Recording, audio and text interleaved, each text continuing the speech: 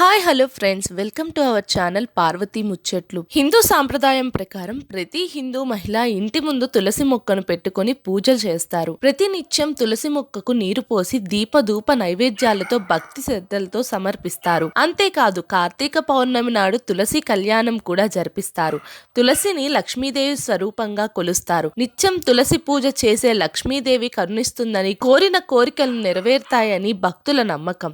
అయితే మహిళలు శ్రద్ధగా పూజించే తులసి మొక్కలు ఒకటి కాదు, రెండు కాదు, 5 రకాల మొక్కలున్నాయట. అసలు ఆ మొక్కల పేర్లేంటి, అవి ఎలా ఉంటాయి, ఏ మొక్కకు ఎంత ప్రాముఖ్యత, వాటి విశిష్టతలు ఏంటి ఇప్పుడు తెలుసుకుందాం. నిమ్మ తులసి. బహుశా ఈ నిమ్మ తులసి పేరు చాలా వరకు ఎవరూ వినుండరు. ఈ ఆకులు నీలం రంగులో ఉంటాయి. ఈ మొక్క ఆకులను ఆహారం నాణ్యతగా ఉంచడానికి, టీ తయారీలోనూ ఎక్కువగా ఉపయోగిస్తూ ఉంటారు. నిమ్మ పండులాగే దీని ఆకులకు కూడా పుల్లగా ఉంటాయి. రామ తులసి, కృష్ణ తులసి లాగా ఈ తులసిని పూజించరు.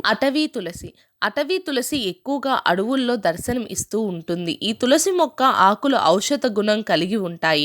అందుకే వీటిని ఎక్కువగా ఔషధాలలో ఉపయోగిస్తారు. దీని ఆకులు కూడా పెద్దగా ఉంటాయి.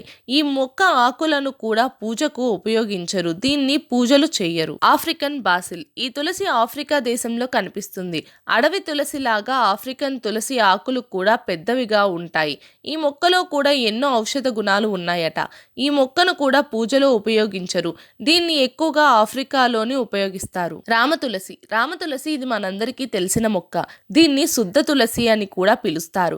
రామతులసి మొక్క ఆకులు ఆకుపచ్చని రంగులో ఉండి మంచి సువాసనను వెదజల్లుతూ ఉంటాయి. హిందువులు ఈ మొక్కను తులసిగా భావించి అత్యంత భక్తితో శ్రద్ధలతోని పూజిస్తూ ఉంటారు. అలాగే ఆయుర్వేదంలో కూడా ఈ మొక్కను అత్యంత ఔషధ గుణాలు ఉందిగా పేర్కొన్నారు. కృష్ణ తులసి ఈ తులసిని శ్యామ్ తులసి అని కూడా పిలుస్తారు.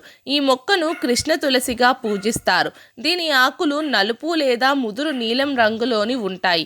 ఈ మొక్కలో కూడా ఎన్నో ఔషధ గుణాలు ఉన్నాయి. ఈ మొక్కను హోమియోపతి, ఆయుర్వేద మందుల్లో కూడా వినియోగిస్తారు. మా వీడియో కనుక మీకు నచ్చినట్టయితే మా ఛానల్ని సబ్స్క్రైబ్ చేసుకోండి, లైక్ చేయండి, షేర్ చేయండి. మరిన్ని ఇలాంటి వీడియోస్ కోసం మా ఛానల్ని ఫాలో అవ్వండి.